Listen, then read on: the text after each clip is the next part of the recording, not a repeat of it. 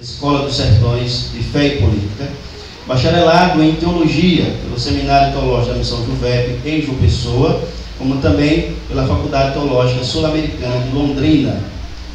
Então, além desse currículo acadêmico, o professor Alexandre já participou de diversos conferências e congressos, certo? Como também ele é diretor do Seminário Sertanejo aqui de Itaporanga, também da Missão Juvep, e professor em vários outros seminários. E depois eu vou perguntar para ele como ele consegue fazer isso tudo, né? E os dias dele também tem 24 horas como o nosso, além de ser pai e também, né, marido. Então, meu irmão é um guerreiro. Nós estamos em boas mãos nessa noite com alguém extremamente capacitado para falar deste assunto. Ok? Professor?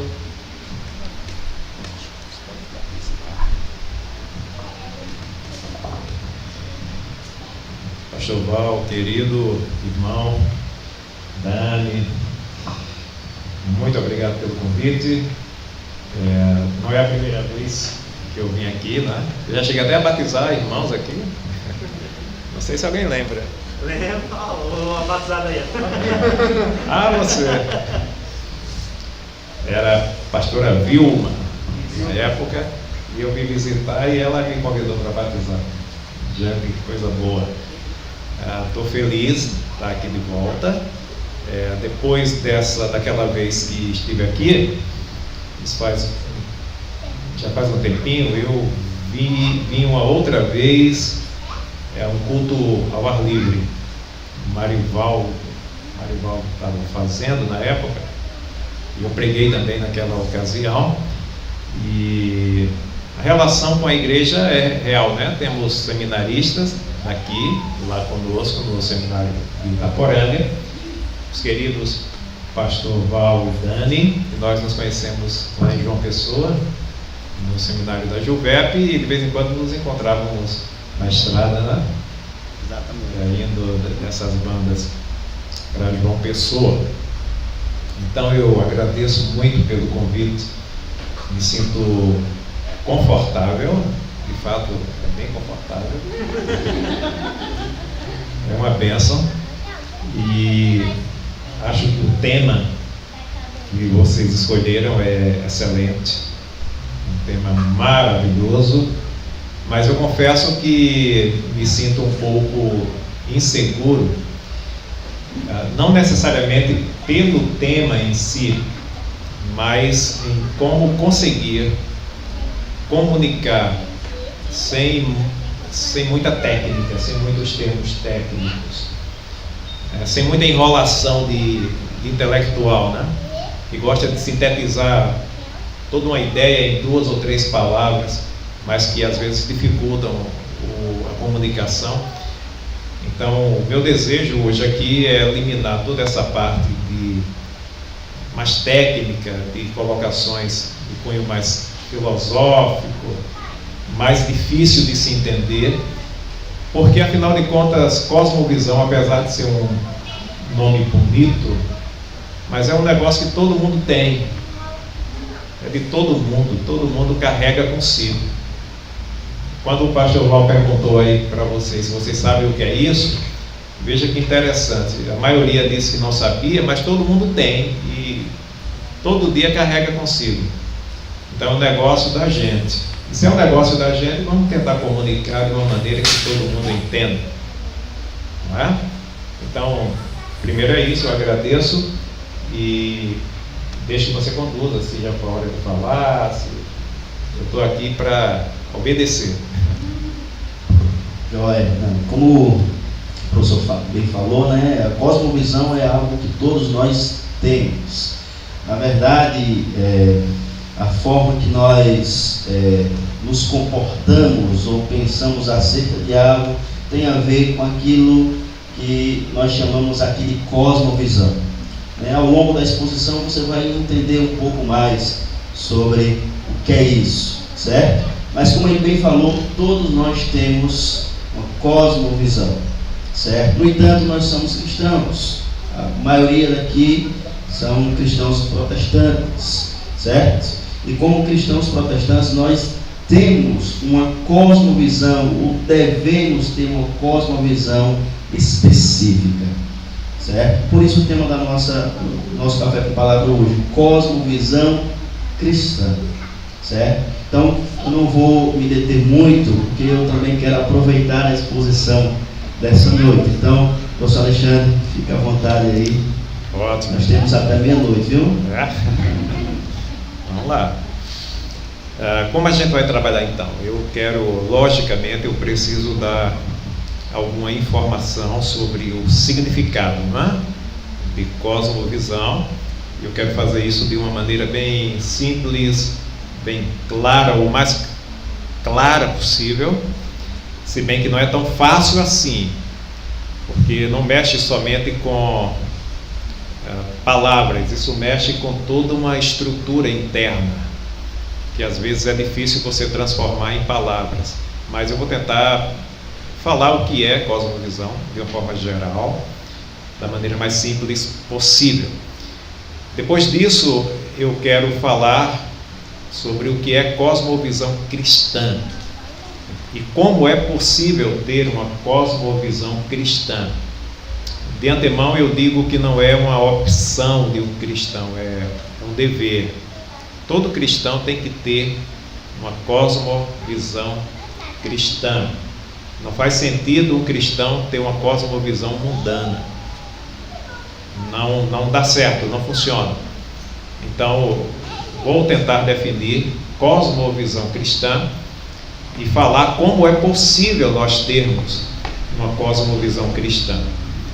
E concluindo essa parte mais da exposição, eu vou tecer alguns comentários no texto de João capítulo 17, na oração sacerdotal de Jesus, que trata dessas questões, e eu vou tecer alguns comentários para a gente passar para a quarta parte, que é de perguntas e respostas. Não é? Então vamos lá. Cosmovisão, o que é isso? Se a gente fosse definir em duas palavras, seria a forma mais fácil de dizer é visão de mundo. Visão de mundo. Então nós temos aí duas coisas. A primeira é como as pessoas enxergam as coisas. A segunda coisa é como elas enxergam o todo.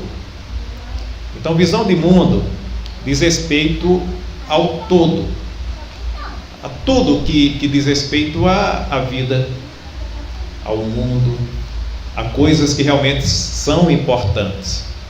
Então é a nossa maneira particular de olhar para as coisas com um determinado sentimento, com uma determinada crença.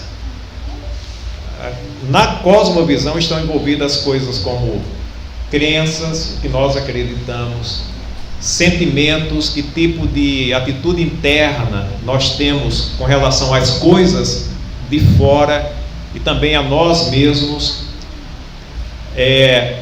Isso vai sendo construído ao longo de toda uma vida, pode ter certeza, começou na sua casa.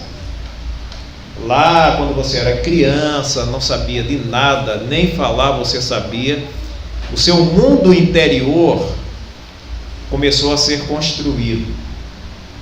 E aqui está mais um fato relativo à cosmovisão, diz respeito não só à nossa forma de enxergar o mundo de fora, mas diz respeito ao fato de que nós temos um mundo dentro de nós, esse mundo de ideias, de sentimentos. Todos nós temos uma mente, e essa mente interpreta as coisas e define as coisas. Então a gente pensa de uma determinada maneira acerca de qualquer coisa, a gente emite opinião acerca de tudo, e sempre que a gente emite uma opinião sincera, aquilo reflete o que de fato nós pensamos e sentimos com relação a nós, as pessoas, as coisas, ao mundo, a Deus, a natureza, a vida, a morte e a tudo. Então cosmovisão envolve tudo isso, envolve Deus, e mais particularmente o que eu penso sobre Deus, envolve a criação, O cosmos, o universo, a natureza. Que opinião eu tenho sobre tudo isso? A gente vai falar um pouco mais sobre isso daqui a pouco. Mas que opinião eu tenho sobre essa coisa que existe? Envolve a ideia da realidade. De fato, a realidade existe? Isso é um negócio mais filosófico. Não vamos entrar muito por aí não, para não complicar as coisas. Mas quando um filósofo pergunta, a realidade existe? Isso pode parecer estranho para a gente. Porque afinal de contas a gente está aqui, a gente pega nas coisas e diz, a realidade existe, está aqui. Mas ele não está pensando nisso que se pega, ele está pensando que se isso que você pega, que você vê e define, realmente é algo em si mesmo, ou se é alguma coisa que você está inventando para você. Se eu dou nome a uma coisa, se eu digo alguma coisa acerca de, seja do que for, eu estou emitindo uma opinião sobre isso. Então eles perguntam, o fato de nós emitirmos uma opinião já não é um tipo de imposição? A gente está vendo do jeito que a gente quer? Será que as coisas são como a gente vê realmente? Mas a gente não vai entrar aqui, só para falar sobre essa questão de realidade. Cosmovisão envolve o que a gente pensa sobre a sociedade, sobre os homens e as mulheres, sobre o ser humano. O ser humano realmente é importante? O ser humano realmente tem valor? Ou será que a gente se ilude quando acha que as pessoas têm valor? Ou quando a gente acha que a gente mesmo tem valor? Quando a gente pensa na morte, será que a morte é o fim de tudo? Ou é só um portal para uma outra realidade? Então a nossa opinião sobre isso também diz respeito a um dos temas da cosmovisão, do que a gente chama de cosmovisão. Então, nesse ponto eu falei de várias coisas, agora entendam. Cosmovisão, visão do mundo. Falei de coisas individuais, mas a gente está pensando no todo. Então não é só uma opinião sobre uma coisa em particular. É essa coisa dentro do universo.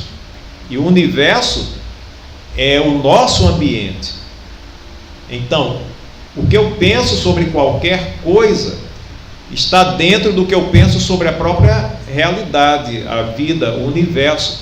E a minha opinião sobre uma coisa em particular está relacionada à minha opinião com relação às outras coisas. Então deixa eu explicar isso, porque agora ficou um pouquinho complicado. Eu vou explicar. Vamos pegar o tema Deus. A minha opinião sobre Deus. Se a minha opinião é que Deus não existe, então eu tenho uma opinião acerca de uma coisa particular. Deus, o tema é Deus. Eu emiti minha opinião, está aqui, Deus não existe. Isso que eu penso com relação a Deus tem implicação ou implicações com relação a toda a vida. Se eu disse que Deus não existe, eu estou automaticamente dizendo que esse mundo não pode ter sido criado por Deus. Ele não existe. Eu penso que ele não existe, eu não aceito que ele tenha criado, ele não existe. Se Deus não criou esse mundo, então os materialistas estão certos quando dizem que esse mundo surgiu de repente aí, por acaso. Se não foi criado, surgiu por acaso. Se surgiu por acaso, esse mundo realmente é um acidente, não tem propósito. Uma coisa que surge por acidente, por acaso, não tem propósito, não tem uma finalidade, só apareceu. Sendo que nós fazemos parte desse mundo, nós seres humanos. Então, se tudo no mundo surgiu por acaso e sem propósito, aí a gente chega na questão humana. A nossa própria vida não tem propósito e nem importância. É só um negócio que surgiu no mundo. E se a vida é assim, quando a gente morrer, acaba tudo. Você não vai ter memória nenhuma de nada. De nada. As pessoas que estão vivas ainda vão lembrar de você, mas você não existe mais, nem em pensamento. Porque tudo no mundo é material. Acabando a vida material, acaba tudo. E se isso é a nossa realidade, agora pensa, imagina. Vale a pena realmente você viver nessa vida sorrindo, se matando para conquistar as coisas, para ganhar dinheiro, para ter uma família, para construir uma casa, para ter um carro, para viver a ilusão da felicidade, se você sabe que a qualquer momento, e nesses últimos meses, mais do que nunca a gente sentiu isso, a qualquer momento a vida pode acabar e tudo que você construiu vira nada. Então, que sentido tem a própria vida? Veja que a minha opinião sobre um tema tem implicação sobre tudo. Então, quando a gente fala em cosmovisão, a gente está pensando sobre a nossa maneira de entender o todo, o mundo, e isso inclui Deus, a criação, a sociedade, as pessoas, a mim, a vida, tudo em geral. Agora, mais uma coisa, isso não é uma coisa meramente intelectual e não é só um conceito, que eu digo assim, Deus é isso, o ser humano é isso, o trabalho é isso, a vida é aquilo, a morte é aquilo outro. Pronto, só um conceito. Não, a coisa não é tão fria. Qualquer coisa que eu pense, que eu diga com relação a seja qual for o tema, isso está carregado de sentimentos. Não é só uma ideia, isso repercute dentro de mim. Porque a cosmovisão envolve também o que a gente sente. São as nossas sensações mais íntimas e mais profundas. Então, um conceito pode ser acompanhado de um sentimento de alegria, de um sentimento de tristeza, de um sentimento de tragédia, de um sentimento de total falta de sentido, de importância, de valor pessoal. Então, não são meras definições, diz respeito também àquilo que a gente carrega dentro de nós. É por isso que, dependendo do tipo de visão que você tem da vida e das coisas, você vai ser uma pessoa com sentimentos bons ou ruins, com esperança ou com desespero. Então veja que a coisa é um todo, que envolve ideias, conceitos, mas envolve também aquilo que pesa mais, que é o que a gente sente. Então, em síntese, cosmovisão é a maneira como você sente, pensa e crê com relação ao mundo, a Deus, a você mesmo e aos temas mais importantes como vida, morte, sociedade e etc. Cosmovisão cristã, segunda coisa, cosmovisão cristã. O nome já define, significa você pensar acerca da realidade do mundo, das coisas, das pessoas, a partir do Evangelho. Porque o Evangelho é o que Cristo ensinou. A palavra de Deus é o que veio a nós por revelação. Então, quando a gente fala em cosmovisão cristã, a gente está falando de uma decisão interna nossa de começar a reformar a nossa maneira de pensar. Quando eu disse aqui, tudo começou lá atrás, na sua casa. Volta a esse tema. Você era uma criança, um bebezinho, tem a proteção dos seus pais, dos seus irmãos, foi crescendo, foi aprendeu a andar, aprendeu a falar, foi ganhando uma certa autonomia. Com o tempo, as coisas que as pessoas diziam começou a fazer sentido para você. Você aprendeu coisas ditas por seu pai, por sua mãe, depois entrou na escola, aprendeu mais coisas, começou a interagir na sociedade, foi aprendendo mais dos seus amigos, dos seus inimigos, da televisão, dos filmes, das novelas. Você leu um livro, você entrou na faculdade. Tudo isso foi construindo dentro de você um sentido de realidade. Tudo isso foi formando uma mentalidade dentro de você. E é a partir disso que você vê tudo. Então, dependendo do tipo de influência que você recebeu desde a infância, você constrói uma determinada maneira de ver as coisas, positiva ou negativa, certa ou errada, que te dê um sentimento de realização e felicidade, ou um sentimento de total desespero e falta de significado para as coisas. Mas nós fomos formados assim. Quando a gente fala cosmovisão cristã, isso é com todo mundo. É com todo mundo. Significa que a gente tem de reformular esse negócio. Reformular o nosso mundo interno de pensamentos e, consequentemente, de emoções. A partir de uma outra base. A gente vai ter um momento de negação, é a parte negativa da mudança, em que nós vamos nos confrontar com relação a tudo que nós sabíamos e colocar agora diante do que estamos aprendendo no Evangelho. O Evangelho vai julgar tudo isso que nós aprendemos e ele vai dizer: isso aqui sai, isso aqui fica, isso aqui melhora, isso aqui pode esquecer, não tem a menor chance. Isso aqui, e muito desse processo é doloroso, porque envolve rompimentos com coisas que eram caras para a gente. A gente vai ter que perder nesse processo. Tem certas coisas que a gente dizia está certo e gostava daquilo porque trazia prazer, e agora a gente aprende pelo Evangelho que está errado, esse prazer acabou. Agora vai ser um outro tipo de prazer. A mente vai sendo mudada. Romanos 12.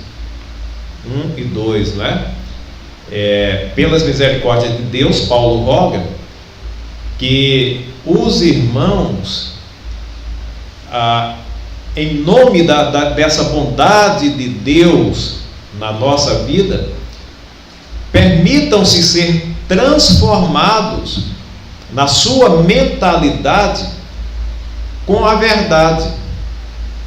Ele fala: transformai-vos pela renovação do vosso entendimento. Renovação do entendimento é isso, é mudar as ideias, mudar os conceitos pelo Evangelho.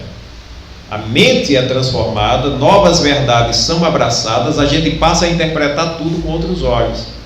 Aí surge uma nova cosmovisão. Você vai pensar diferente com relação a Deus, vai pensar diferente com relação a você, com relação aos outros, à sociedade, à vida, à morte, ao dinheiro, ao trabalho, com relação a tudo. Olha, muda tudo.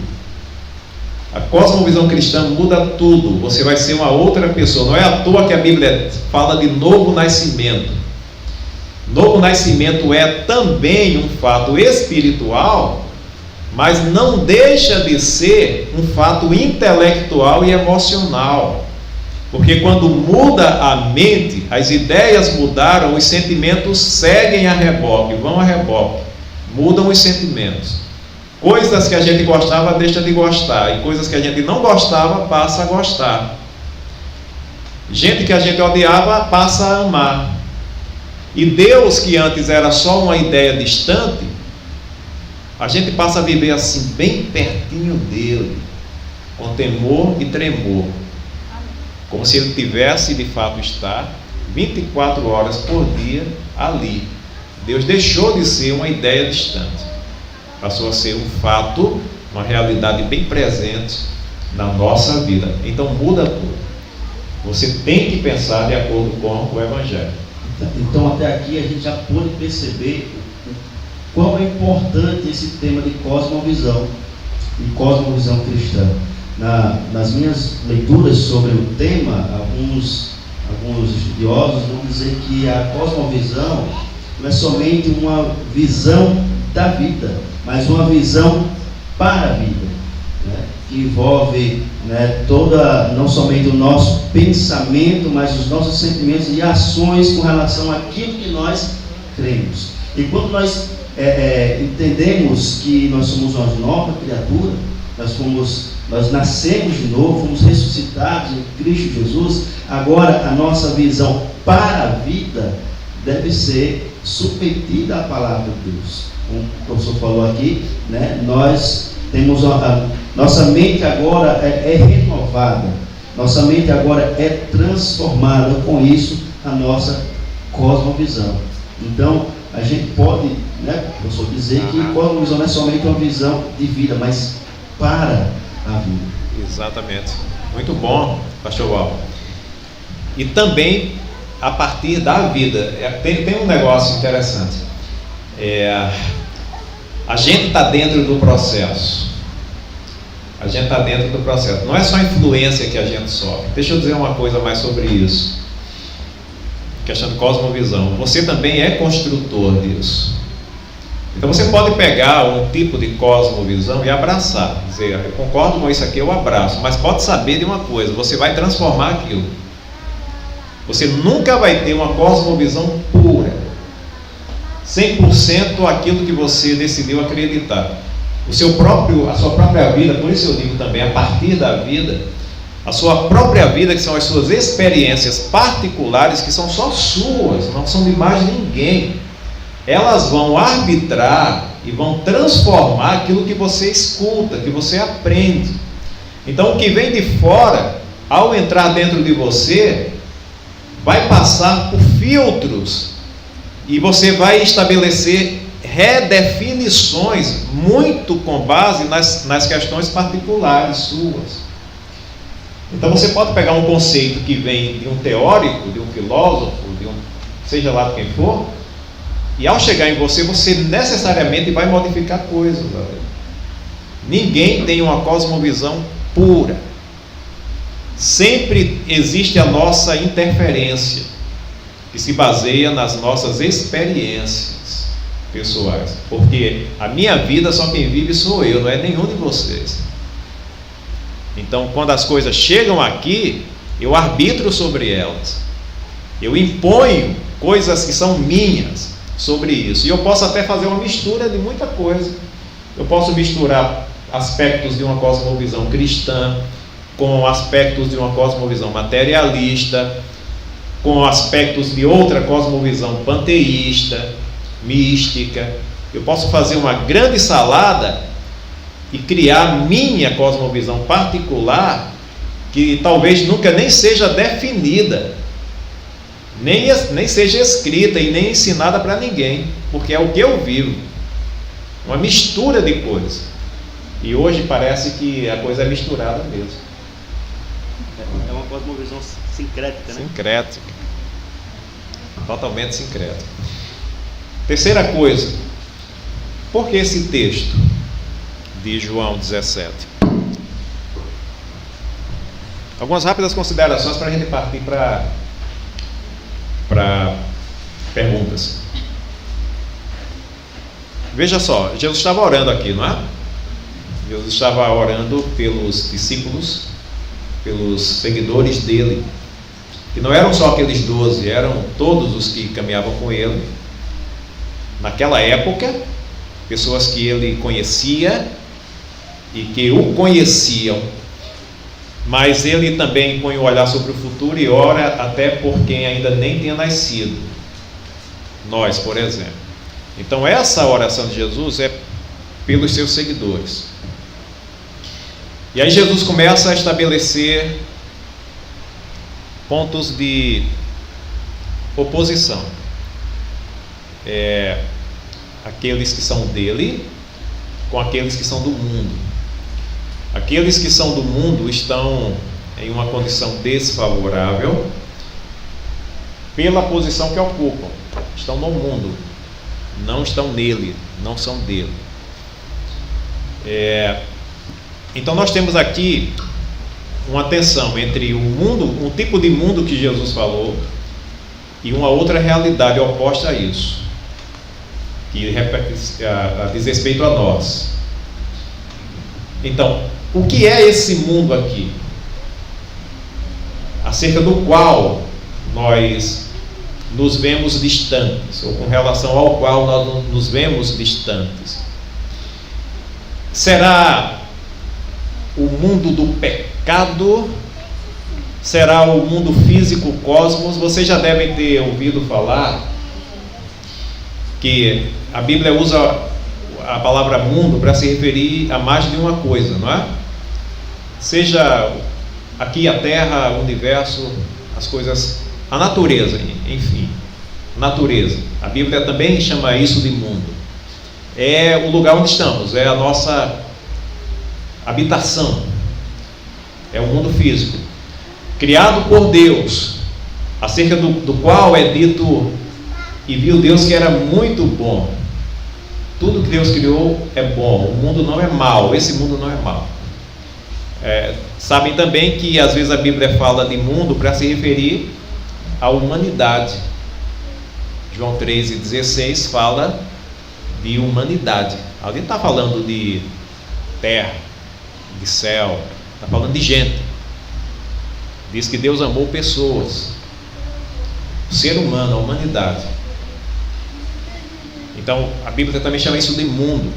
Isso é ruim? Não pode ser ruim, porque Deus amou.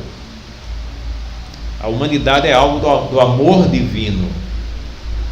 Os seres humanos são significativos e importantes. Depois eu vou falar rapidamente no final sobre esse autor aqui.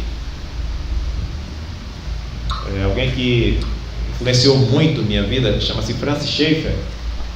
E ele diz que o ser humano é isso,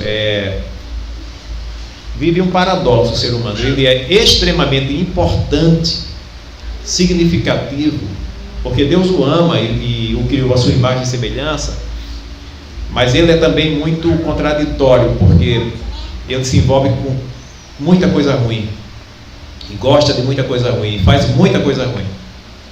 Mesmo assim, Deus ama a humanidade. Mas a Bíblia fala também de mundo para falar de coisas problemáticas, pecado, ideias pecaminosas, cultura pecaminosa, do próprio ambiente de ação do diabo e dos demônios. Então tudo isso é às vezes traduzido pela palavra mundo. Jesus está falando de quê aqui, nessa oração? Não é tão fácil discernir nesse texto, porque ora parece que Jesus está falando de universo físico, quando diz, por exemplo, que ele já não está no mundo, ou seja, ele está às portas de deixar este mundo e voltar para o céu. Então Jesus está transcendendo, saindo dessa dimensão física da terra e voltando para o céu. Então aqui claramente mundo é mundo mesmo, é terra. Quando ele diz, não peço que os tires do mundo, aqui a coisa fica um pouco mais confusa, porque pode ser as duas coisas. Pode ser que Jesus esteja dizendo, não peço que o Senhor os exalte agora e os leve para onde eu vou, isso aí vai depois, que eles fiquem aí ainda nessa geografia terrena, ainda tem coisa para ser feita, então a subida é depois. Então ele pode estar dizendo isso, e pode também estar dizendo outra coisa, que eles não se alienem da própria sociedade. Então não é só a questão de deixar ou de não deixar esse mundo, mas é também a questão de estar presente, mesmo num lugar que não é lá essas coisas, é onde a sociedade está vivendo todos os problemas, todos os conflitos, todos os pecados. É um local bom de se estar? Nem sempre. Às vezes a gente está no meio do povo, de um povo com o qual não é muito bom de se estar. A gente às vezes chama povo mundano. Povo mundano, o que é que a gente quer dizer? Povo que peca muito, que gosta de pecar, que chama palavrão, que gosta da sensualidade, que gosta dos vícios. Isso não é um lugar bom de se estar. Só que essa é a única sociedade humana, depois do pecado, que existe. Não tem outra. Não tem outra. A sociedade humana é isso. É gente que tem determinadas condutas que não nos agrada. E gente que tem condutas melhores, com as quais nós convivemos. E irmãos que têm uma cosmovisão que faz com que a vida deles seja muito melhor, e pessoas muito mais agradáveis de se estar. por essa questão do pecado. Então Jesus pode estar dizendo também aqui, eles têm que ficar aí ainda. Eles são ainda a sociedade humana, não são estranhos a essa sociedade ainda, apesar de que eles já transcenderam tudo isso, porque pertencem a outro mundo. Mas por enquanto, que eles não saiam, eles têm que ficar aí. E o que é que isso tem a ver então? Ele disse, não são do mundo como eu não sou do mundo. Dessa perspectiva, a partir desse fato, significa, todos nós pertencemos a outro reino, ao reino de Deus, já somos Deus. Jesus já nos guardou, ou melhor, preparou o lugar para nós. Nós já vivemos no ambiente do reino de Deus. O reino de Deus para nós não é apenas uma realidade futura, já é uma realidade presente, já estamos nele de alguma maneira. Então já somos súditos desse reino. Então somos cidadãos de outra sociedade já, mas não apenas dessa outra sociedade, também somos cidadãos desta sociedade aqui. Então enquanto estivermos aqui, é aqui que a gente vai viver. E ter uma cosmovisão cristã significa colocar-se diante da possibilidade de influenciar essa sociedade, acerca da qual Jesus ainda faz questão que nós estejamos nela. Agora, com a mente transformada e influenciando essa sociedade. Então a minha sensação é que esse texto de João 17 propositalmente mistura diversas ideias de mundo: geografia, física, cosmos, terra, tempo, esse tempo aqui, gente de todo tipo, gente boa, gente não tão boa, gente ruim, cosmovisão cristã com cosmovisão mundana, envolve tudo isso. E ele diz, ainda não é tempo de sair, ainda tem que ficar aí porque tem coisa para fazer. Mas eles já não são disso tudo, eles já não são mais nem totalmente dessa terra, estão plantados nela ainda, mas já estão garantidos em outra realidade espiritual. E também não são dessa sociedade, apesar de também pertencer a ela, mas eles já são cidadãos de algo maior. Mas tem que ter paciência e ficar ainda por algum tempo. No dado momento ele leva, ou ele vem buscar, mas enquanto isso ter a mente transformada, ter uma cosmovisão cristã, e então passar a viver uma vida significativa para ser bênção para as outras pessoas. Então nós cristãos, nós somos cidadãos de dois mundos, né? Nós estamos neste mundo, mas somos de outro mundo. Então devemos estar neste mundo ao qual nós não pertencemos mais, mas vivendo sobre a perspectiva, sobre a ótica do outro mundo, né? Do reino de Deus. E enquanto estamos aqui é viver sem reclamar, né? É viver gostando desse mundo aqui, de gente, gostando de gente, gostando da natureza, odiando o pecado. Esse mundo não, esse mundo que tem um Deus, o Deus deste século, esse é o nome que a Bíblia dá ao diabo. Então este século aqui é tudo que não presta mesmo, tudo que é pecado, tudo que é cosmovisão destrutiva. Aqui a gente não tem como gostar, tem que odiar mesmo, tem que ter raiva disso, de tudo que é ruim, de tudo que não presta, que é contra Deus. Agora, de gente, de natureza, do trabalho, de comida, desde que não engorda, né? Para mim não tem esse problema, não. Mas a gente tem que viver gostando, viver feliz, grato a Deus, porque isso é bênção de Deus, não é?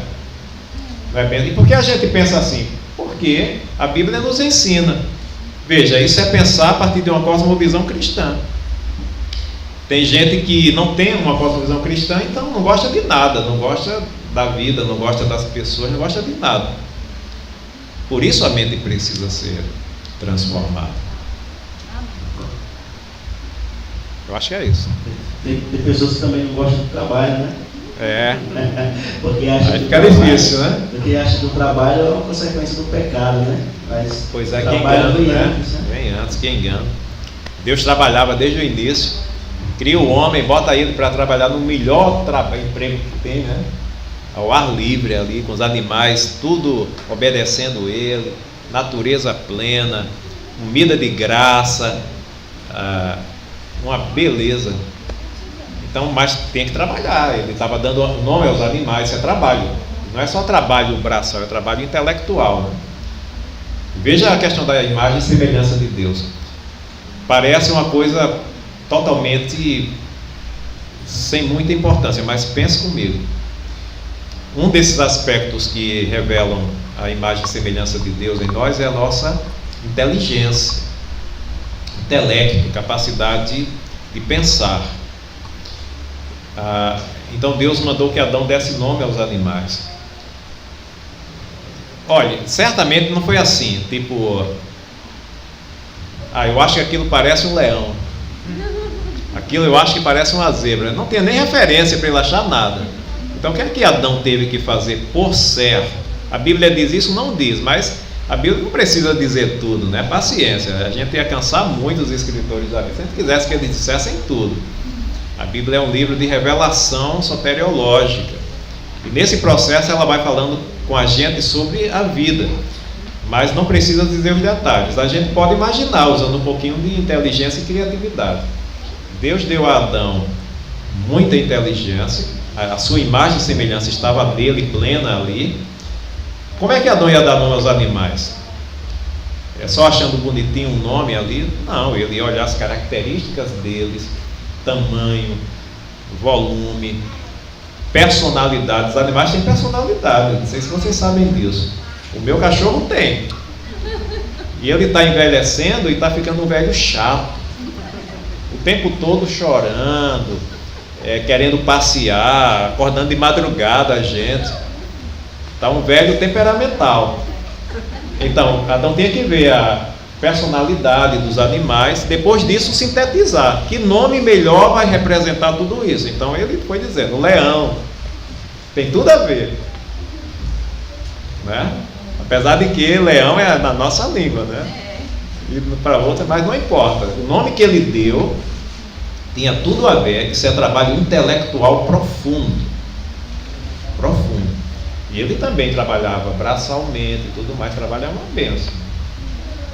Agora tem determinados trabalhos que são escravizadores e não são reconhecidos. Aí é outra história, né? Como é que ficaria leão em francês, pastor Alexandre? Lyon. Lyon? Lyon. Tem um time, né, inclusive. Ah. Não, de Marseille é outra, mas é Lyon mesmo o nome. É Leão. Bonito, né, o francês? A língua mais bonita que existe. Né, pastor? Lyon, olha, mais bonito que Lion, eu acho.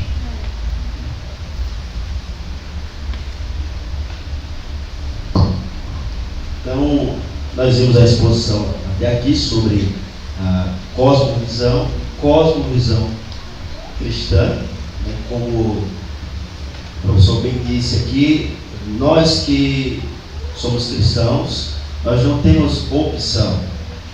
A nossa cosmovisão deve ser cristã. Se nós somos cristãos, não tem como nós temos outra cosmovisão, porque se nós reconhecemos Jesus Cristo como nosso único e suficiente Salvador, e nós entendemos que a Bíblia, ela é a verdade, e ela apenas não contém a verdade, mas ela é a verdade, a revelação de Deus. Então a minha vida e tudo aquilo que tudo aquilo à minha volta, tudo aquilo que eu vejo, deve passar pelo crivo da palavra de Deus. A Bíblia deve ser o óculos que nós usamos para ver o mundo à nossa volta. E com isso nós vamos ter, muitas vezes, conflito de cosmovisão. Não é verdade? Então, muitas vezes, até mesmo depois de cristãos, nós podemos desenvolver pensamentos ou uma visão acerca de algo que é contrário à palavra de Deus. E aí nós estamos diante de uma cosmovisão que não está de acordo com a palavra de Deus, e a cosmovisão cristã, que eu, se sou cristão, eu não tenho outra opção de outra cosmovisão. Então, eu vou estar em conflito com essa cosmovisão. Então, eu preciso abandonar essa cosmovisão que não é cristã e me submeter à palavra de Deus. Como o texto foi citado aqui de Romanos, né? Eu rogo pela misericórdia de Deus que ofereçam os seus corpos como sacrifício vivo, santo e agradável a Deus. Não vos amoldeis desse mundo, não tome a forma desse mundo, rejeita a cosmovisão desse mundo, podemos dizer assim também, né? Mas transforme pela renovação da vossa mente. Nossa mente foi transformada, nosso coração foi transformado, houve um transplante de coração. Deus arrancou o nosso coração de pedra e implantou um coração de carne, onde Ele escreveu a sua lei, onde Ele colocou em nós o seu Espírito e também onde Ele nos auxilia a obedecer a sua palavra. Então, nós não, como cristãos, nós não temos opção. Nós podemos até abraçar outras cosmovisões, mas se estiver em conflito com a cosmovisão cristã, se estiver em desacordo com a palavra de Deus, nós precisamos abandonar. Paulo ele vai dizer: não vos deixem enredar, não se tornem presa de vãs filosofias, e aqui a gente pode dizer de vãs cosmovisão, de vãs ensinamentos que não estão de acordo com a palavra de Deus, cuja o seu fundamento não é Cristo, porque o nosso fundamento enquanto cristão é Cristo. Né? Amém. Então, nesse momento eu acho que... Só 3 coisinhas bem rápido, porque eu estou devendo. Eu disse que ia falar um pouquinho sobre como você ter uma cosmovisão cristã. Preto no branco, coisa rápida. Primeiro, quem sabe ler, eu estou dizendo isso com todo respeito, nem todos os irmãos tiveram a oportunidade de aprender a ler. Então estou dizendo isso com todo respeito. Quem sabe ler, lê. Lê a Bíblia, aprende, lê. Não entendeu? Tem o pastor, tem o professor de ABD, pergunta. Mas aprende, tem que aprender a Bíblia. Quem não sabe ler, escuta. Escuta a pregação, escuta o ensino, a EBD, mas tem que aprender o Evangelho. Tendo lido, tendo ouvido e buscado compreender, porque precisa entender. A Bíblia não é um livro de mistério, não. A Bíblia é um livro para a vida, né? Para ser entendido. Então, busca entender, tem os meios. O pastor está aqui para isso, Dante está aqui para isso, os professores estão aqui para isso. Tem seminário, tem um seminário de Itaporanga. Enfim, lê, aprende. Agora, faça alguma coisa com isso, o que você aprendeu, bote para dentro do coração e encha a sua mente disso e desista de tudo que é contrário que você aprendeu, seja em que momento fosse, foi na infância, na adolescência, na juventude, na escola. Se for contrário, desista disso. Não serve, não agrada a Deus. E fique com o que você aprendeu e deixe que isso lhe transforme sua maneira de pensar, sua conduta, sua maneira de agir. Pode doer um pouquinho, pode doer porque vai contra o pecado. O pecado é bom de se fazer porque traz prazer. Se pecado fosse ruim de se fazer, ninguém pecava. As pessoas pecam porque traz prazer. Então significa que obedecer a palavra de Deus às vezes vai doer um pouquinho nos primeiros dias, mas você acostuma, vai deixar de gostar do pecado e vai começar a gostar da palavra de Deus na prática, sentindo-se bem com ela. Então vai chegar um momento que você vai sentir prazer em obedecer a Deus e nem vai querer mais saber do pecado, mas tem que caminhar nessa direção, porque enquanto ficar somente aqui, essa cosmovisão é só uma ideia na sua cabeça, mas ela não lhe influencia em nada. Você vai saber o que é uma cosmovisão cristã, mas não vai ter uma. Tem gente que sabe o que é uma cosmovisão cristã, mas não tem uma. Então ter significa encarnar ela. É viver de verdade. Isso vai ser bom demais e às vezes vai ser ruim demais. Não que ela seja ruim, mas vai ser ruim por quê? Porque isso pode atrair também oposição, principalmente num país como o nosso hoje. Quem quiser ter uma cosmovisão de fato cristã vai sofrer também.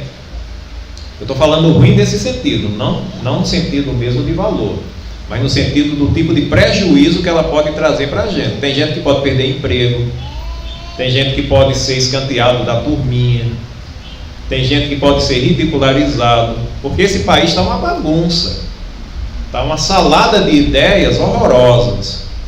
Quem quer viver sério na palavra vai sofrer oposição, porque o que tem de gente aí, cheio de vento na cabeça, ensinando coisas como se fosse verdade, não é brincadeira. Aí a gente sofre com isso. A gente sofre, mas tem que conhecer a palavra. É só assim que você pode ter uma cosmovisão cristã. E deixando que o Espírito Santo pegue isso tudo e crie dentro de você um mundo de Deus. Só quem sabe fazer isso é Ele. Você precisa saber. Agora o Espírito Santo pega tudo isso e cria o mundo de Deus dentro de você. Você vai viver esse mundo de Deus que vai estar dentro de você. Isso é uma coisa. Mais uma, bem rapidinho. O pastor Val falou cosmovisões. Eu falei cosmovisões individuais também. Qual a diferença? Existem cosmovisões que são pensadas, planejadas durante muito tempo por pessoas altamente inteligentes, intelectuais profundos, que definem uma série de conceitos, de ideias, que dá conta de tudo. Então nós temos, por exemplo, eu vou citar duas só, que são as mais influentes hoje em dia. A terceira ainda tem influência, mas não tanto como essas duas. A terceira seria a cosmovisão panteísta. Mas vamos pensar em duas. A cosmovisão materialista, que é, na maioria das vezes, ateísta, que define todas as coisas a partir unicamente da matéria. Não tem espírito, não tem Deus, não tem anjo, não tem vida após a morte, não tem nada disso.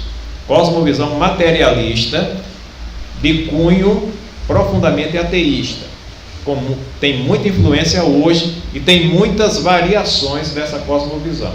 Tem desde o ateísmo real, que é aquele que diz que Deus não existe, até o ateísmo prático, que continua dizendo que Deus existe ou pode existir, mas não está nem aí com isso, mas é materialista de todo jeito. Então essa cosmovisão, que tem suas variações, como por exemplo, nesse conceito de que Deus é tão distante, pode existir, mas não tem nada a ver com a gente, não está preocupado com a gente pode viver do jeito que quiser, o que ele pensa não importa. Toda essa turminha que está fazendo barulho hoje em dia aí, vai nessa linha. O que Deus pensa não importa, ele está muito distante, está muito longe. É um tipo de ateísmo prático. Essa é trágica, é terrível, mas é o que a gente mais vê hoje na sociedade. Tanto a materialista mesmo, ateísta, como a materialista prática, que sintetiza tudo no que a gente pode sentir aqui e agora. O que vale é o prazer, o que vale é o amor, o que vale é a liberdade, o que vale é a gente fazer o que quiser sem ter que dar satisfação a ninguém. Essa é uma cosmovisão que está sendo difundida, e ela é pensada e planejada para influenciar mesmo. Não depende de você internamente, mas é algo pensado e é teórica. E existe a cosmovisão cristã ou teísta, que é pensar todas as coisas a partir da revelação, a Bíblia, Deus e Cristo. Então essa julga todas as outras cosmovisões. A outra é panteísta e tem uma série de variações. Aí são sistemas filosóficos e religiosos de enxergar a realidade.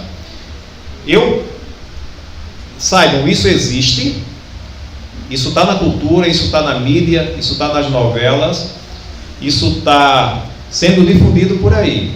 Tanto a cristã como a não cristã, tanto a ateísta como a ateísta, materialista. Tá? Mas em termos de sociedade, hoje com muito mais influência, a materialista, aquela que é contra Deus, querendo calar de todas as maneiras, e não tenham dúvida, tem demônio por trás trabalhando nos bastidores pesado, porque seria muita ingenuidade sua e minha achar que tudo isso é gente, é só homens, são só pessoas. O diabo investe pesado nisso para ridicularizar o evangelho, tornar você uma figura não grata e dizer que a sabedoria está com tudo aquilo que é contra Deus. E as pessoas estão introjetando isso sem nem perceber. Então a sociedade é alienada, contrária a Deus e a sua verdade. Quem então tem chance de viver de fato dentro da vontade de Deus? Quem conhece a palavra de Deus. Agora, não fiquem na defensiva. Sejam discípulos de Cristo e confrontem essa sociedade. Porque o que vocês sabem, o que vocês creem, o que nós sabemos e cremos e vivemos, olha, em termos de sabedoria, de inteligência, de verdade, de grandeza, de glória, de decência, de tudo que é bom, é incomparavelmente maior do que o que está do outro lado. O que está do outro lado é um monte de gente perdida, sociedade perdida. Agora, a parte individual é isso. Quando tudo isso chega dentro da gente, aí vem os filtros, né? E a gente vai trabalhando, modificando e coisa e tal. Mas é normal, isso aí faz parte do processo. Eu acho que era só isso. Eu disse 3 coisas, foi? Só falei 2? Eu falei as 3. Falou 2. 2? Me esqueci da terceira.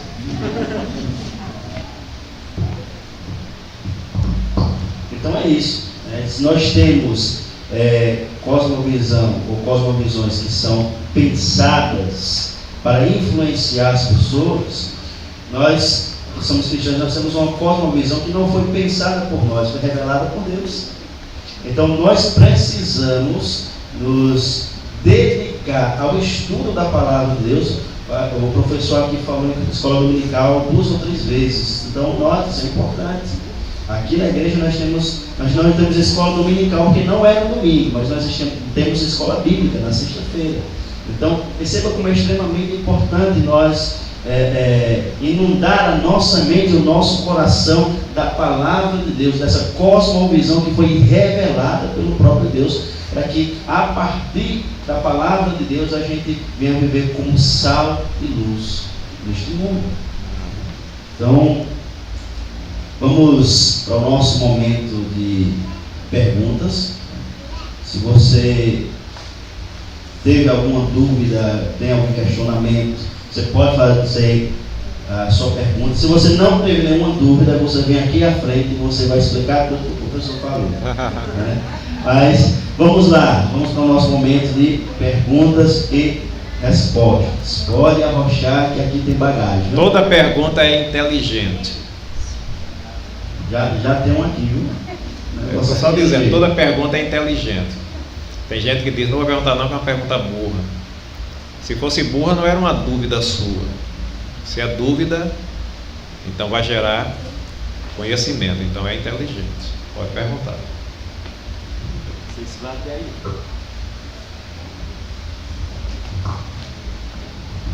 Porque tantos jovens, quando entram na faculdade, mudam a sua cosmovisão, da sua cosmovisão cristã, passam a ter uma cosmovisão mundana? Essa é uma pergunta excelente, que parte de uma realidade muito triste e muito preocupante, né? Preocupante para pastores, para igrejas, para famílias. Eu diria que tem algumas coisas envolvidas aí. Uma, às vezes os jovens não se permitiram aprender como precisavam aprender. aprofundar mais, ganhar mais estabilidade de conhecimento e de firmeza espiritual e da palavra. O fato de alguém ser crente e estar numa igreja não significa que ele tem um bom conhecimento bíblico, não significa que a mente dele está bem informada com relação àquilo que ele precisa para se proteger.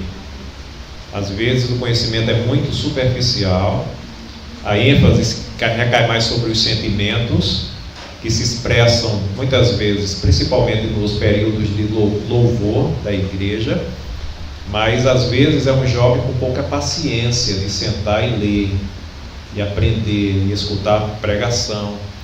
Ele se distrai com o celular enquanto o pastor está pregando, ele não vai a EBDO, a escola bíblica. Então ele sabe pouco, realmente ele sabe pouco. Ele sabe o suficiente para se sentir seguro aqui, ou em ambientes que não vão confrontá-lo. Mas quando ele chega em um ambiente de pessoas que são confrontadoras, de pseudo sábios, que se acham inteligentes, exatamente porque se opõem ao Evangelho, essas pessoas vão confrontá-los. Vão confrontar esses jovens, e de maneira maldosa. Eles vão levantar questões que esse jovem nunca pensou na vida, porque ele estava muito protegido aqui, ele nunca pensou sobre certas questões. Então, quando isso for colocado diante dele, sem que ele tenha o devido amadurecimento, sem que ele tenha as informações necessárias, ele pode ficar com dúvida. E essas dúvidas podem desestabilizar o seu mundo interior. É onde ele vai perceber que realmente o seu conhecimento era superficial, a sua firmeza não era tão grande como ele pensava.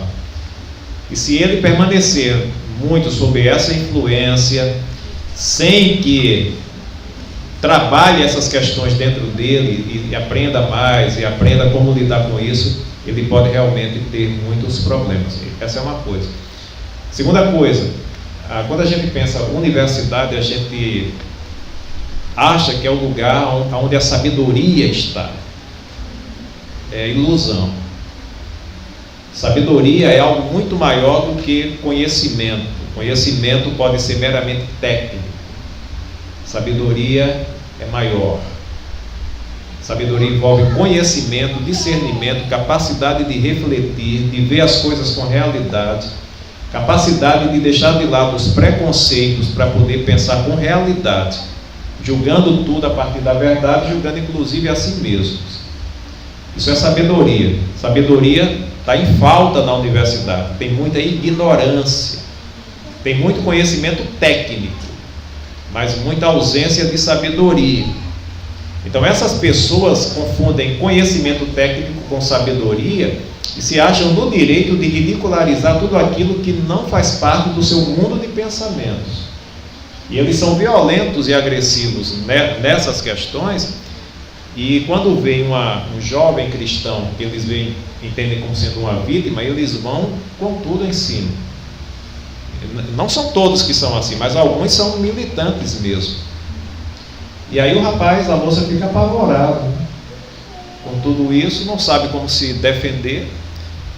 Às vezes está diante de uma falácia, de uma mentira, que é dito como verdade, mas ele nem consegue perceber como contradizer aquela mentira, porque não foi treinado para isso. E aí tem problemas. E uma terceira coisa nisso tudo se dá com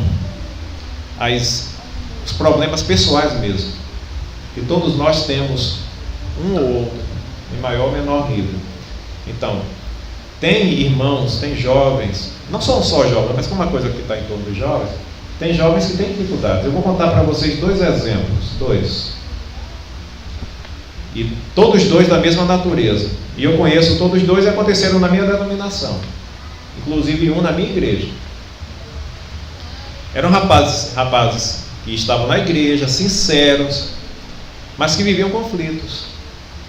Eram do louvor, adoravam a Deus, gostavam de louvar a Deus, mas viviam conflitos internos. Tinham algum nível de insegurança com relação a algum tema, algum assunto. Esses jovens foram para a universidade. O jovem deve ir para a universidade. Não tem nada de errado nisso. Eles foram para a universidade. Pouco tempo depois, começaram a faltar à igreja. Passou-se mais algum tempo, você já via nas fotos que eles postavam tal, alguma mudança, né? Até de aparência, tal, até de linguajar. Não demorou muito, ambos. Estou falando 2 casos, mas são diversos.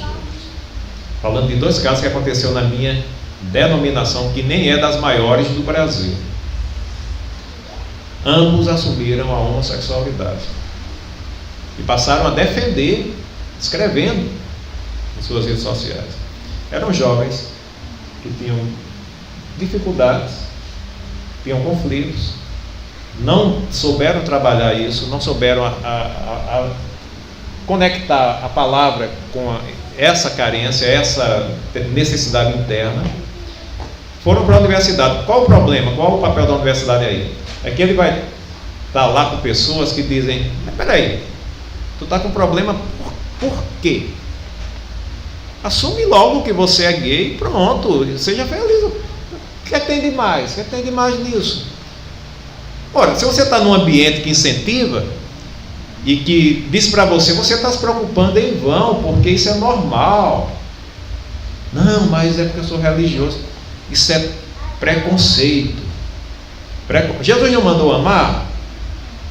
Então, eles cavam a cova em torno desse jovem. Eles caíram e passaram a acreditar. Eu falei de 2, né? Tem um outro também que aconteceu. Não era da minha denominação, mas eu sei outra história, pelo menos outra. E sei que tem diversas outras por aí. Então aí, nesse caso, a universidade só cria um ambiente para que ele se sinta seguro para fazer aquilo que ele preferia não fazer antigamente.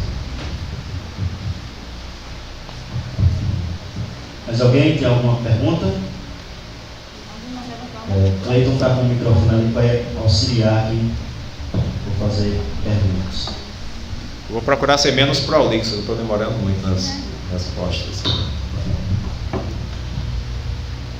Eu vou tentar me fazer claro, porque eu acho que minha pergunta vai ficar meio assim, mas o senhor vai entender.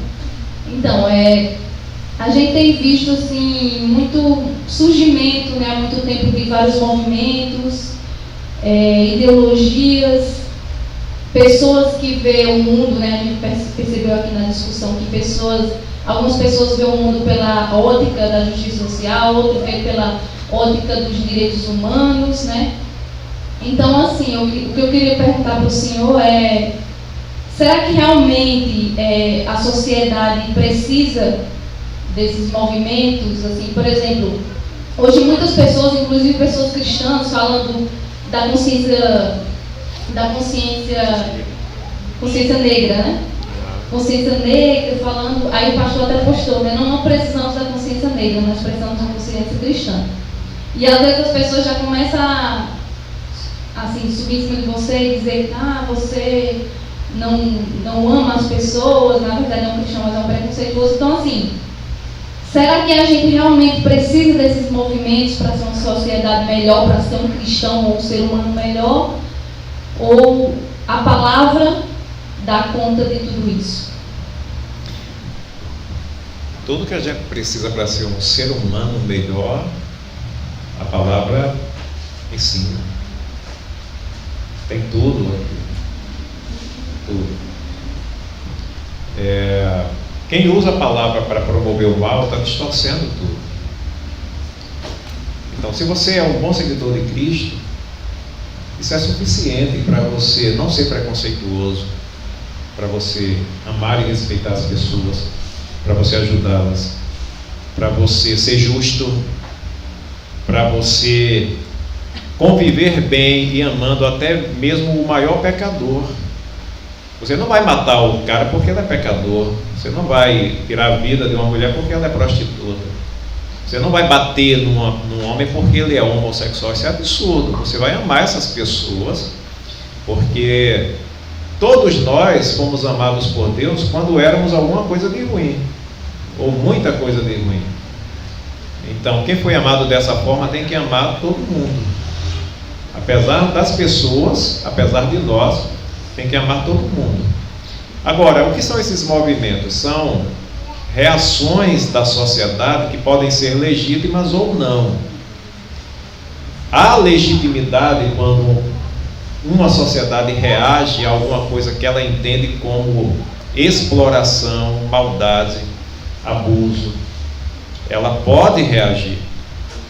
Agora, quando isso é usado de uma maneira maliciosa, em uma direção, para promover determinados projetos partidários ou egoístas ou personalistas, em detrimento do respeito ao outro, da igualdade, do respeito à liberdade de expressão, por exemplo, então isso aí já está tudo errado, porque pegaram uma coisa que poderia ser muito legítima, manipularam e usaram isso para prender consciências. Então isso aí é um elemento que aprisiona consciências. Tem muita gente que estão indo nesse caminho que pararam de pensar, já não pensam mais. Por quê? Porque permite que pensem por eles. É tudo que gente corrupta quer, poder pensar pelos outros. Aí está tudo errado. Qualquer movimento que se deixou sequestrar por esse tipo de ideia já está fracassado. Agora, por exemplo, é justo você ter movimentos sociais, não vamos confundir isso como sendo coisas assim tão bem estruturadas. Eu me refiro aqui a movimento da sociedade. Você tem um movimento da sociedade no sentido, por exemplo, de combater todo tipo de males que está acontecendo hoje no país. Abusos de políticos, abusos de outros poderes. A sociedade tem o direito de falar, de ir para a rua, de protestar, de dizer que não quer aquilo. É reação, isso é legítimo. Agora, o que é errado é pegar aquilo que pode ser bom e usar de forma egoísta para prender a mente das pessoas e dizer, agora você vai seguir tudo que a gente disser, porque tudo que é diferente está errado. Então, no Brasil estão fazendo isso e emburrecendo muita gente. Tem muita gente inteligente que está se permitindo ser burra, se emburrecer, às vezes até por causas que aparentemente são justas, mas eles simplesmente deixaram de pensar da maneira que deveriam, se tornaram, não vou usar a palavra aqui que às vezes gostam de usar não, mas estão sendo conduzidos aí ao sabor de quem sabe tacar boiada, né? Tem um texto aqui de 2 Pedro, que eu gosto muito dele. O senhor falou que a gente só precisamos de Cristo, né, para sermos boas pessoas, digamos assim. O texto de 2 Pedro, capítulo 1, verso 3, diz assim: seu divino poder nos deu tudo o que necessitamos para a vida e para a piedade, por meio do pleno conhecimento daquele que nos chamou para a sua própria glória e virtude. Então, esse texto fala que Deus nos deu tudo em sua revelação, né? Tudo para a nossa vida e para a nossa piedade, né? Então, de fato, tudo que nós precisamos é da palavra de Deus, porque ela vai moldar, né, o que eu penso sobre justiça social, porque a Bíblia trata sobre justiça social, né? Então ela vai moldar aquilo que eu penso sobre várias coisas da sociedade. Então eu não vou partir de um movimento social que muitas vezes, como foi dito aqui, é instrumentalizado, né, para satisfazer ideias partidárias, para agariar, né, pessoas, para algum movimento ou partido subir ao poder. Mas na Bíblia nós temos tudo que nós necessitamos para pensar sobre tudo da vida. Exatamente. Mais alguém? Perfeito. Lá atrás. Você lê aqui, Cleiton, no microfone do rapaz. Fica mais audível. Sua voz é bonita, vem. Chega, por favor. Assim, fala alto. Vai falar alto. que hoje em dia não se fala mais tanto sobre isso, né? Mas a questão de eu ser ou estar politicamente correto diante da sociedade. Obrigado. Isso é uma armadilha, né? É uma armadilha. Porque você parte do pressuposto de que tem uma cosmovisão majoritária, que é a verdadeira, a única, e que tudo que é contrário a ela está errado, não presta e deve ser jogado fora. O que se chama de politicamente correto é o que se arbitrariamente definiu como sendo o certo. E quem define isso num país como o nosso? Na verdade, se define pela força, de forma sutil, né? Até um paradoxo aqui. A força no Brasil não é imposta pelas armas, pelo menos ainda não, mas é imposta de maneira sutil na cultura, pela mídia, pelas leis que são feitas, às vezes totalmente viciadas, pela ação dos próprios órgãos oficiais que negam a sua obrigação constitucional, supostamente para cumprir a Constituição. Esse pessoal é falacioso e sabe construir as coisas. Então eles negam um fato, supostamente tentando defender o fato. Vão contra a Constituição, dizendo que estão cumprindo a Constituição. Então o que se chama de politicamente correto hoje nada mais é do que essa cosmovisão progressista que quer abolir os valores, a moralidade, esse sentimento que as pessoas têm o direito de ter, de achar ou de definir para si o que é certo e errado, preferir o certo em detrimento do errado.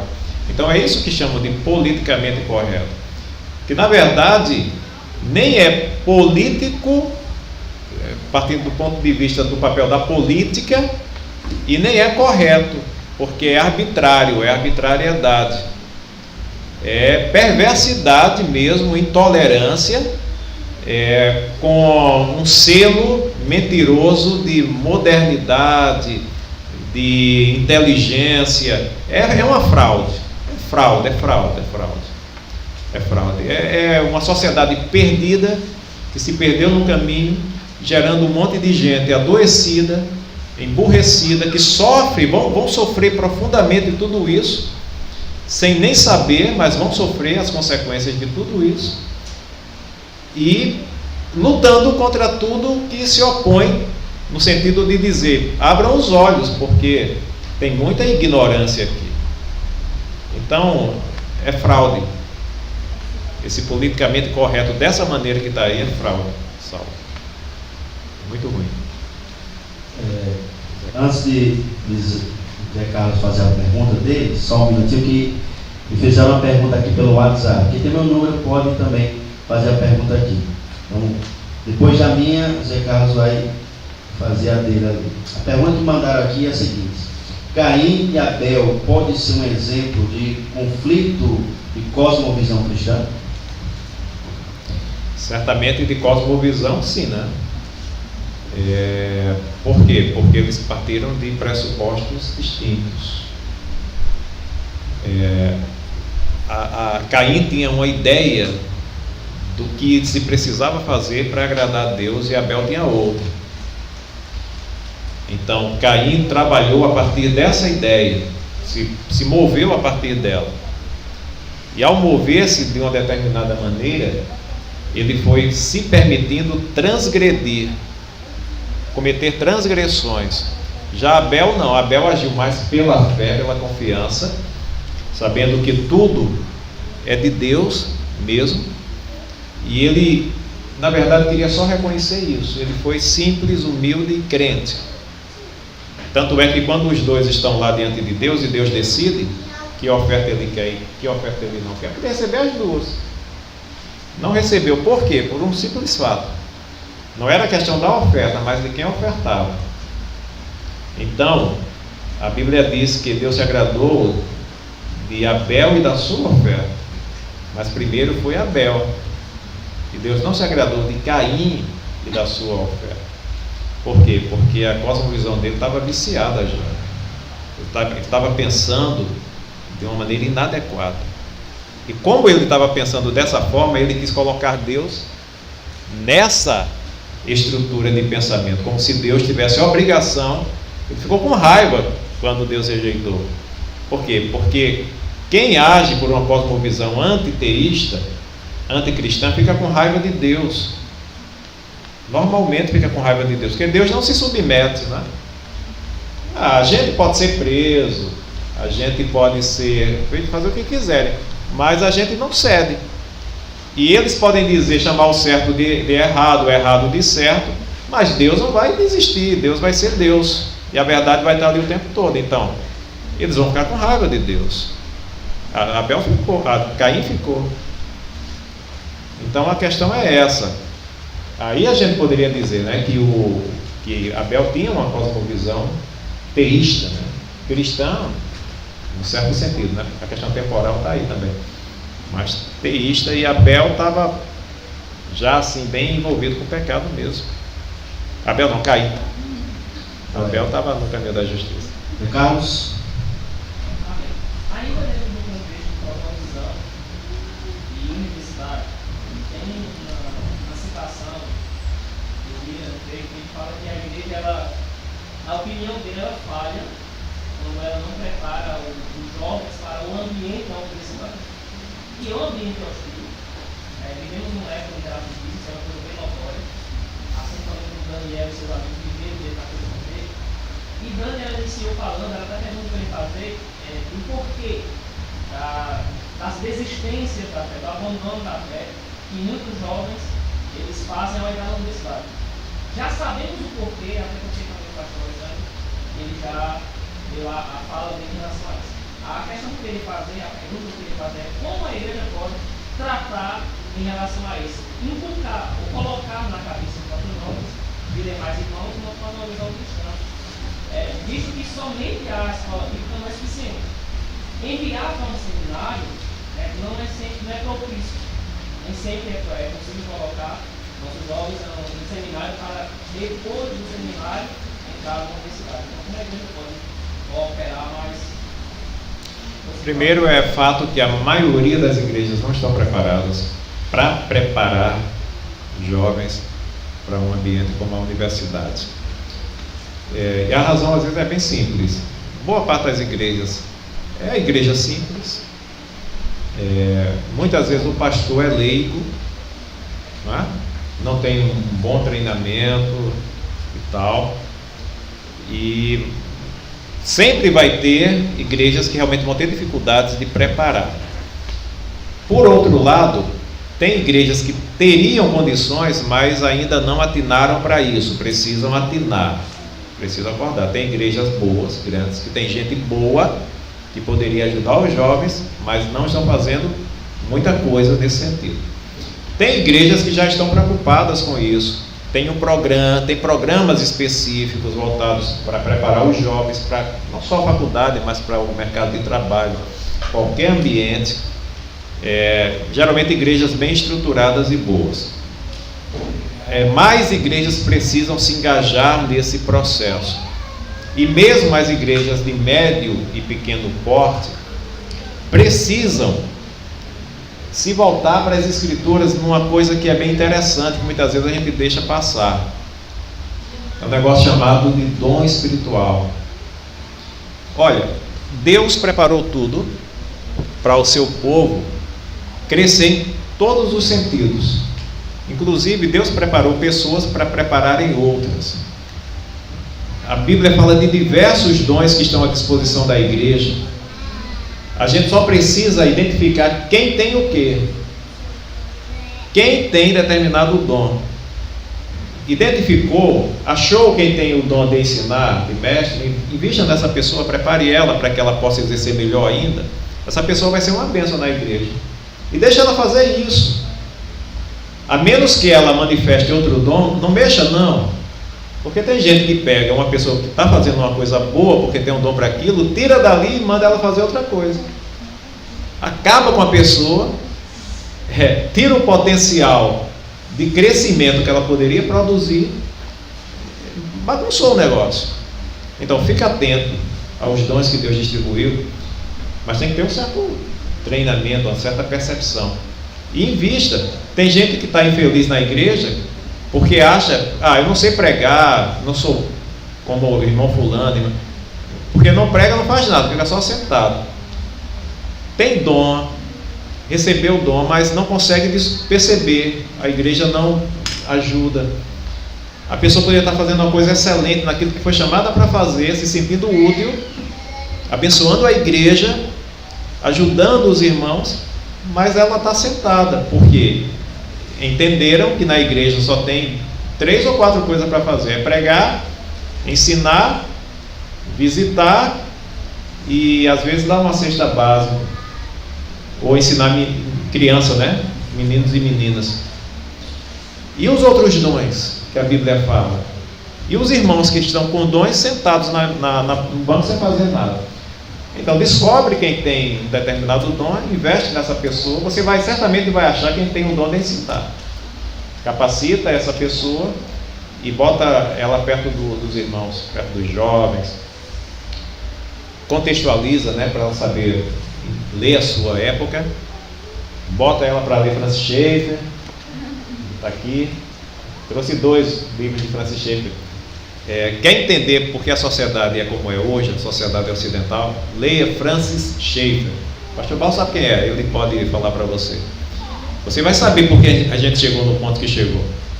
Esse irmão aqui, desde lá dos anos 60, 70, início dos anos 80, já profetizava o tipo de sociedade que a gente ia ter hoje. Tudo certinho. Bota essa pessoa para ler Francis Schaeffer. Ela vai entender, porque Deus vai ajudar. Deus chamou ela para essas coisas. E deixa ela colar nos jovens para ajudar. É distração, muitas vezes é distração, Zé Carlos. As igrejas precisam atentar para os dons espirituais e investir nisso. E deixa o povo trabalhar no seu dom.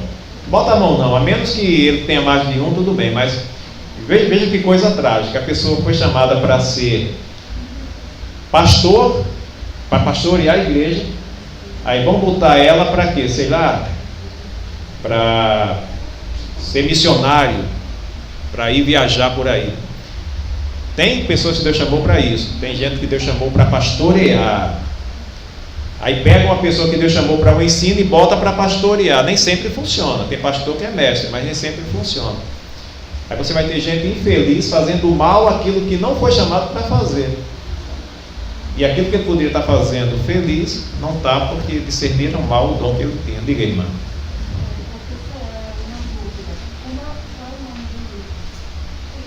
O nome do livro.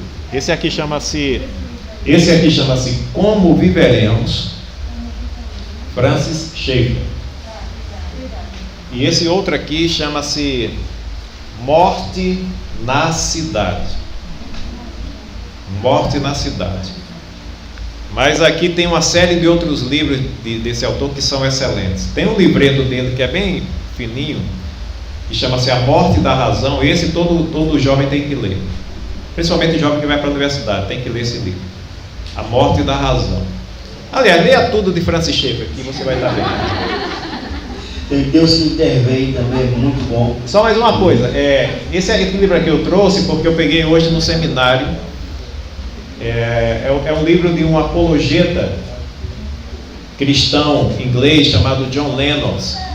Ele é catedrático, ele é professor da Universidade de Oxford, na Inglaterra, de matemática, mas é um apologeta muito bom, John Lennox. Então, leia pessoas como John Lennox também. E a propósito, esse livro aqui está saindo numa promoção. Não sei que estou vendendo não, mas está saindo por R$50, quando você vai encontrar barato na internet por R$69, fora o frete. E quem está vendendo é José Carlos ali, que fez a penúltima pergunta aí. E ele ainda dá um prazo para vocês pagarem. A gente ganhou hoje esse livro do pastor Roberto. Que benção, né? Presentão de casamento. Falando aqui ainda na pergunta ali de Zé Carlos, aqui no nosso contexto aqui do sertão, muitas pessoas quando vão para a faculdade têm que sair daqui, né? Então eles vão para João Pessoa, aí fica muito difícil para a gente acompanhar, né? Lá em João Pessoa, pelo menos do meu conhecimento, a Igreja Presbiteriana dos Bancários, na época que eu morava em João Pessoa, lá tinha uma sala específica para os universitários. Quem era professor lá era Vanderberg, inclusive foi aluno lá no seminário, né? Ele era ateu, ele foi convertido ao Senhor Jesus, né?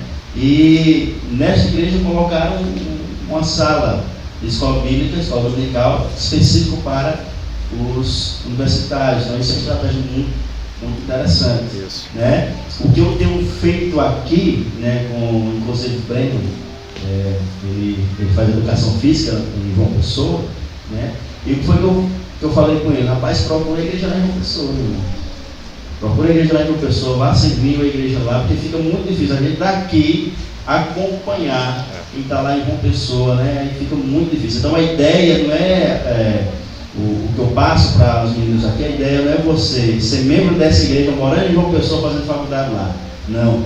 Procure uma igreja lá, seja membro da igreja lá, certo? Se firme a igreja, siga a igreja lá, né? Isso vai ajudar bastante para nós que somos aqui do sertão. Muito bom. Ah, joia. E Vandenberg é uma figuraça. Demais. Ele foi meu aluno de teologia sistemática. Figura. Tem uma pergunta aqui que me mandaram. A pergunta é o seguinte: quando o cristão perde o interesse pelo evangelho e pelo mundo, perde o interesse pelos dois simultaneamente.